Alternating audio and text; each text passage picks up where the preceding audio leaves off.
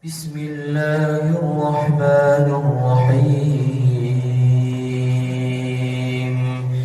Alhamdulillahi Rabbil Alamin. Kalau puasa 6 harinya itu dilakukan pada bulan Syawal, maka mendapatkan pahala 1 tahun fardhon, seakan dia berpuasa setahun puasa wajib. Tapi kalau dia puasa 6 harinya setelah Syawal, maka dapat pahala 1 tahun naflan, seakan dia berpuasa 1 tahun tapi nilainya hanya pahala sunnah. Nah, jadi antara puasa wajib dengan puasa sunnah, jelas mana yang afdal dari sisi pahala? Ya, jelas puasa wajib. Jadi puasa wajib itu lebih utama daripada puasa sunnah. Maka yang membedakan adalah kalau di bulan Syawal dapat pahala wajib, kalau di bulan setelah Syawal maka dapat pahala sunnah. Tapi kalau nanti mungkin ada di benak kita, Pak, ada yang bertanya, lah bagaimana kalau 3 harinya di Syawal, 3 harinya setelah Syawal? Apakah 6 bulannya wajib, 6 bulannya sunnah? Nah, kalau yang seperti ini, Pak, wallahu a'lam bishawab, ya. Lebih baik ditanyakan kepada yang ngasih pahala. Siapa, Pak? Yang ngasih pahala siapa? Allah. Ya Allah. Yang penting para ulama hanya membedakan di bulan Syawal atau di bulan setelah Syawal. Masalah kemudian dipisah, nah itu ya kita intinya sih ibadah saja lah, yang ngasih pahala Allah serahkan saja kepada Allah Subhanahu wa taala. Tapi Pak, nah sebenarnya saya tanya lagi nih jam sekarang. Kira-kira pernah ada yang dengar nggak, Pak?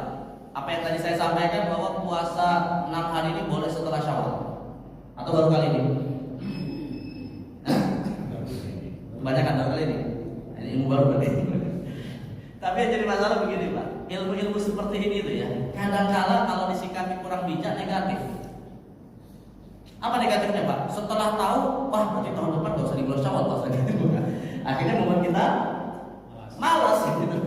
Jadi mau ada kesempatan bulan lain ngapain di bulan Syawal gitu kan. Nah itu yang jadi masalah. Ya. Kenapa? Karena ilmu itu memang perlu disikapi dengan dengan sikap yang baik. Ya. Artinya para ulama menyebut seperti itu tujuannya semacam alternatif bagi mereka yang belum sempat puasa 6 hari ini. Tapi kalau kita ingin mendapatkan kualitas yang terbaik, ya tentunya kalau bisa di bulan Syawal. Makanya saya teringat kalau pas membaca pendapat ulama seperti ini pada kasus seperti ini ya, teringat dengan pernyataan salah seorang dosen saya ketika saya kuliah di Libya. Beliau mengatakan, in kunta la tadri fatilka musibah wa in kunta tadri fal musibatu aqsam.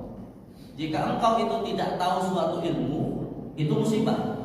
Tapi kadangkala kalau kita tahu, musibahnya bisa lebih besar. Coba, kalau bayangkan ya, seandainya saya tidak kasih tahu, Pak, kira-kira yang semangat puasa Syawal di bulan apa dia? Bulan Syawal. Setelah tahu? Itu balas tadi gitu. Itu balas tadi. Akhirnya dia ditunda setelah bulan Syawal. Mirip seperti kalau misalnya gini, Pak. Saya mungkin pernah sampaikan di sini ya. Ada bab namanya tasyrikun niyah, bolehnya menggabungkan niat beberapa ibadah dalam satu amalan. Pernah saya sampaikan, Pak ya? Jadi kalau kita misalnya masuk masjid setelah azan, maka kita boleh sholat 2 rakaat dengan 3 niat sholat.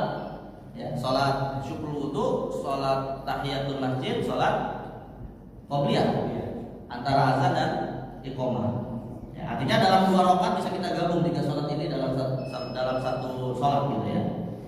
Padahal antara maghrib sampai antara iqamah sampai antara azan sampai iqamah masih ada waktu 15 menit.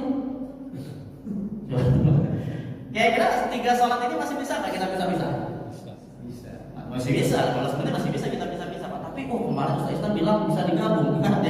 Pilihannya dipisah atau digabung, Pak? Pilihannya digabung.